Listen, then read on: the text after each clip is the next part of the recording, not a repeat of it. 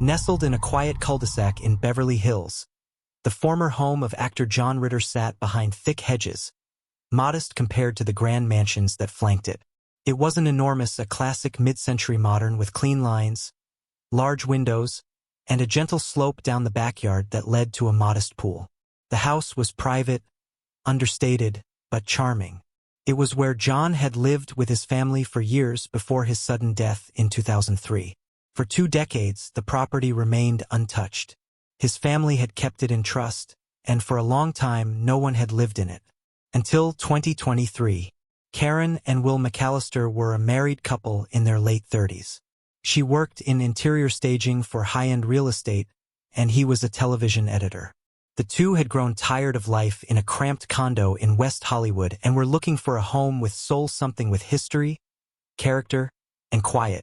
They found John Ritter's house by chance. It wasn't even listed publicly. A friend of a friend mentioned that the house was finally available off-market. It was eerily well preserved, like stepping into a time capsule from the late 90s. The kitchen was dated but clean, the furniture covered in white sheets. There was still a small pair of children's shoes tucked into the hallway closet, and dusty VHS tapes labeled Three's Company bloopers stacked in the garage. The McAllisters were aware of who had lived there before.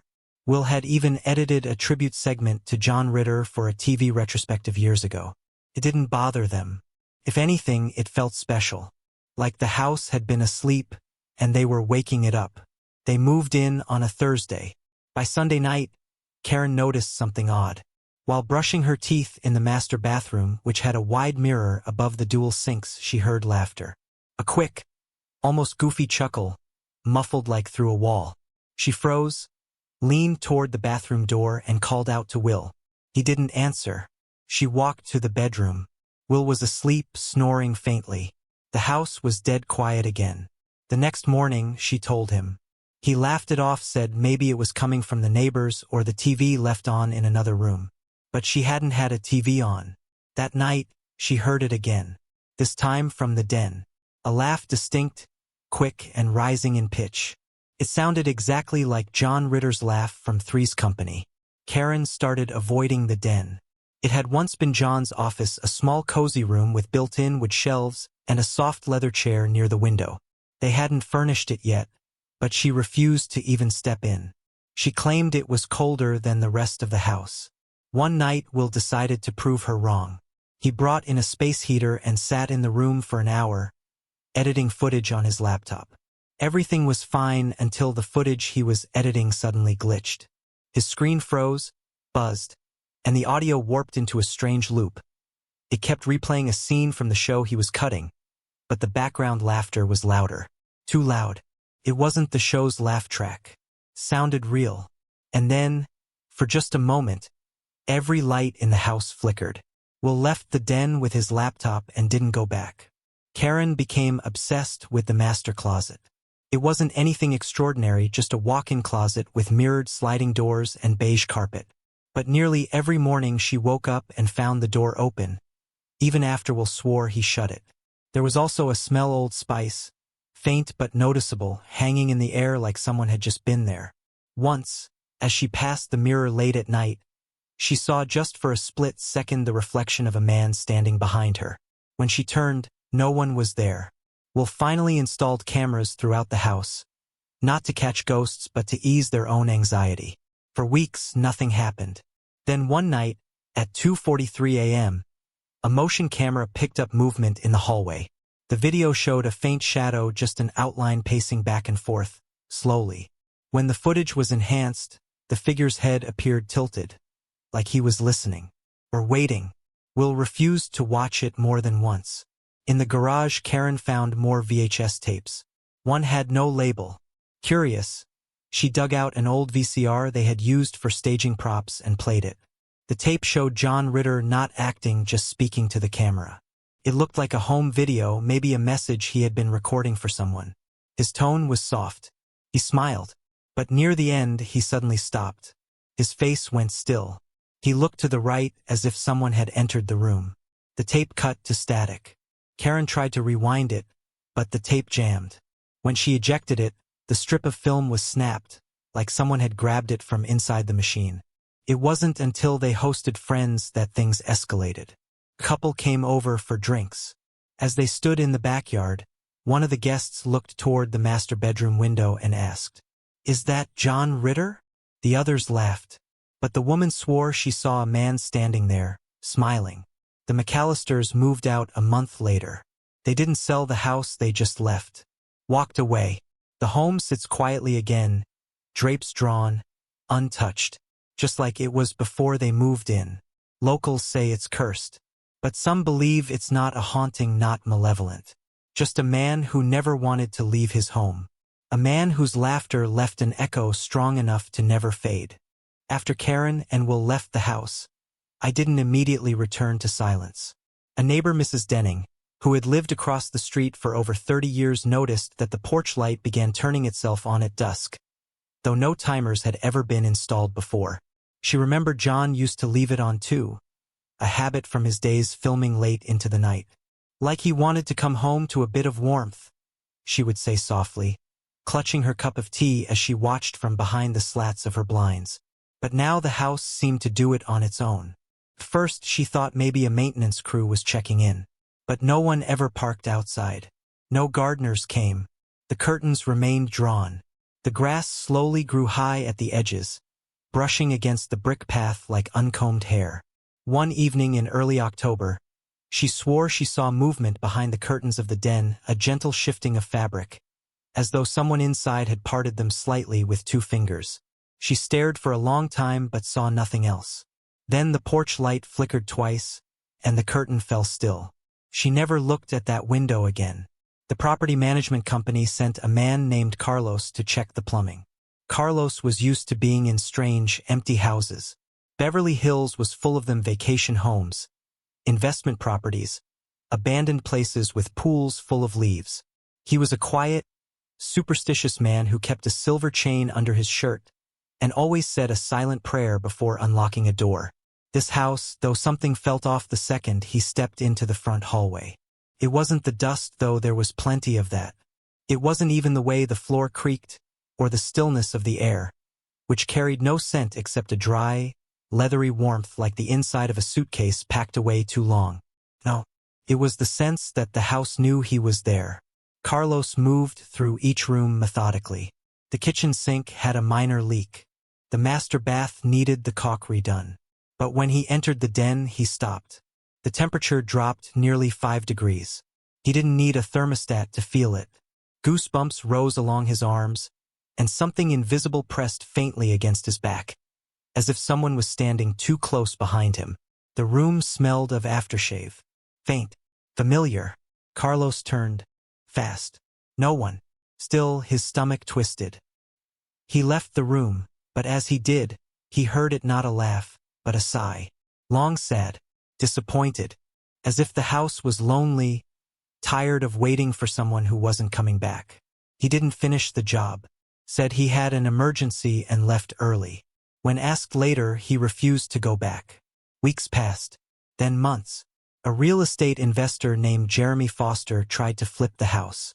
He was sharp, quick-talking, and dismissive of rumors.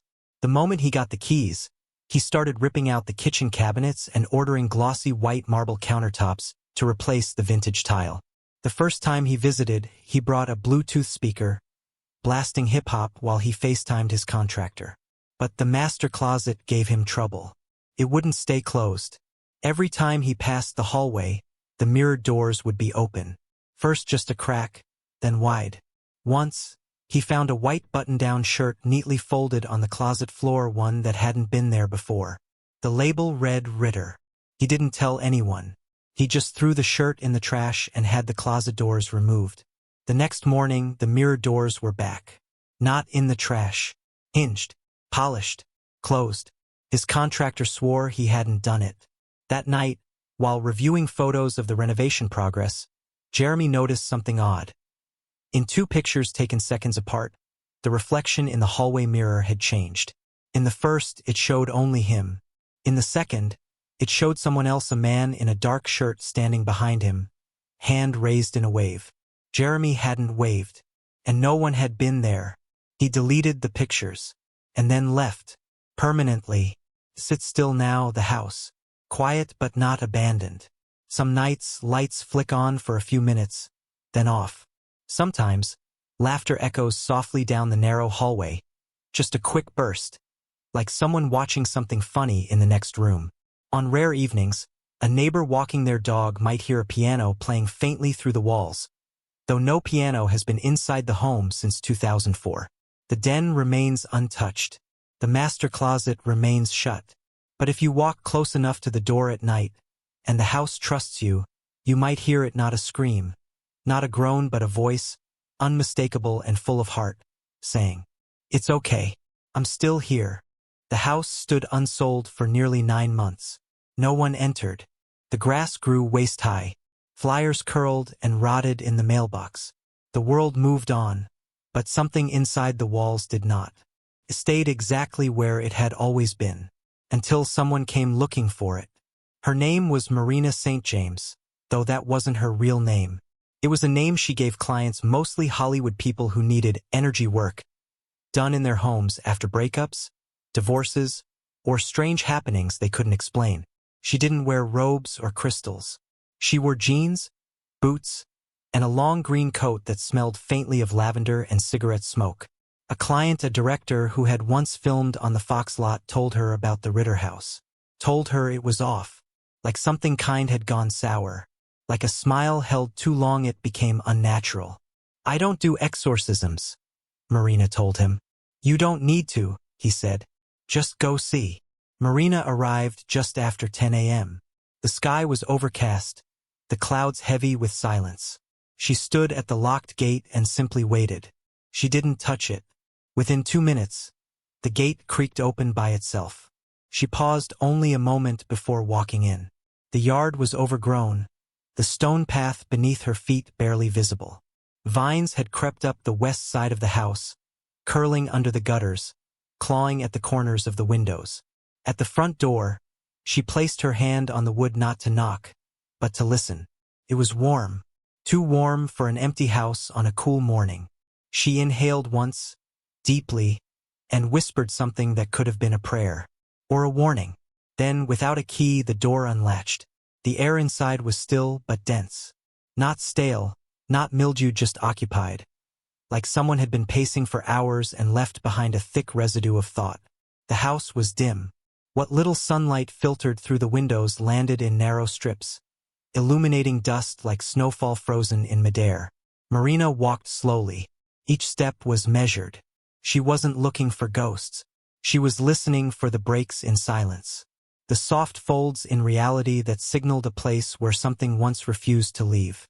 The den was the worst. She paused at the threshold. The doorway seemed narrower somehow. The shadows inside were darker, edged with a dull gray like soot. Inside, the temperature dropped. She spoke softly. "I'm not here to make you go. I just want to understand." For a full 10 seconds, nothing. Then, a sudden creak, one floorboard, under the carpet, flexing under no visible weight. Then a second. Then silence. She felt the sensation, unmistakable and human, of someone stepping slowly around her. Close. Close enough for her to hear the faintest exhale. A sigh that brushed her cheek like wind from a small fan. Her eyes filled with tears. Not from fear. From grief. She made her way toward the master bedroom. The carpet muffled her steps, but the air grew heavier with every foot forward. She reached the closet. The door, of course, was open. Not wide, just enough to suggest invitation.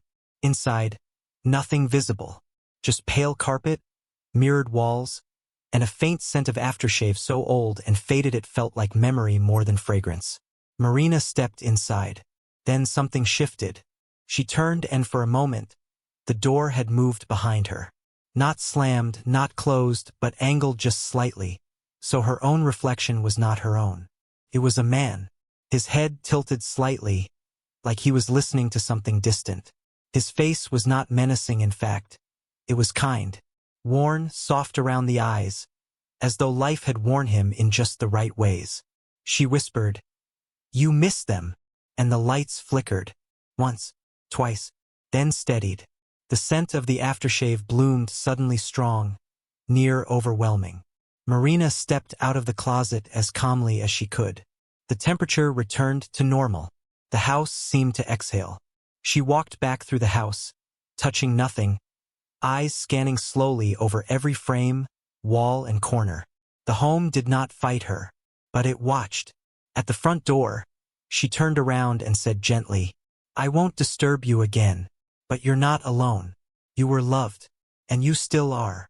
Then she left. The gate didn't open on its own this time.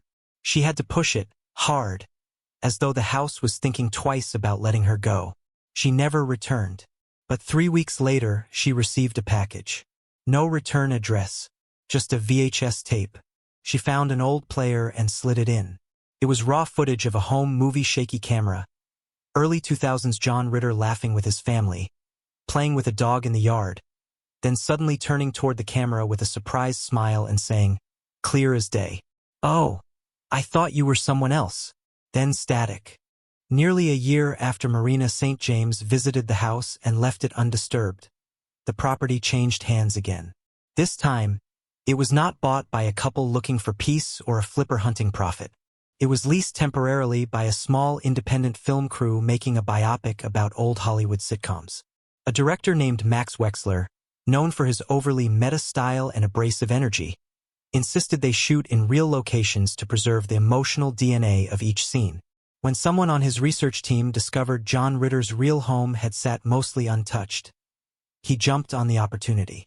The family estate had grown weary of trying to sell it, and the new legal representative, unfamiliar with the home's unspoken history, agreed to a short-term production lease.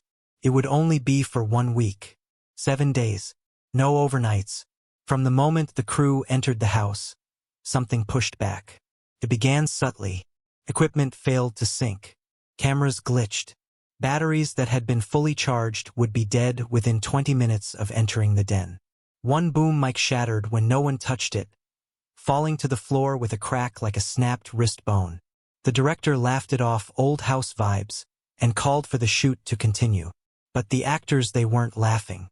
One actress, cast to play a fictionalized version of John Ritter's wife, walked through the master bedroom to get to makeup and stopped in her tracks.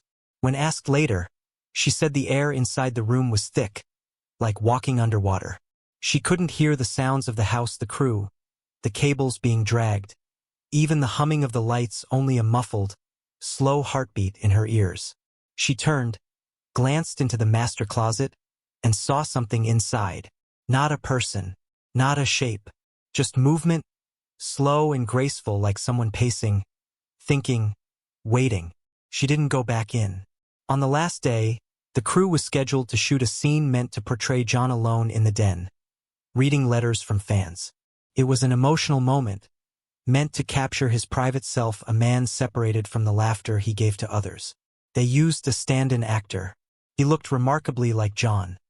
Similar build, soft mouth, kind eyes. The crew set up 3 cameras. Only one camera, the one facing the mirrored back wall, caught what happened next.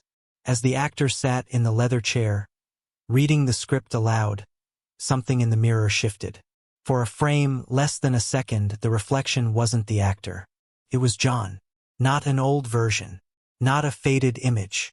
A clear, living, breathing John Ritter sitting in his chair, smiling faintly, looking not at the camera, but past it, toward something or someone in the hallway. Then the image vanished. The lights cut out. All 3 cameras powered down.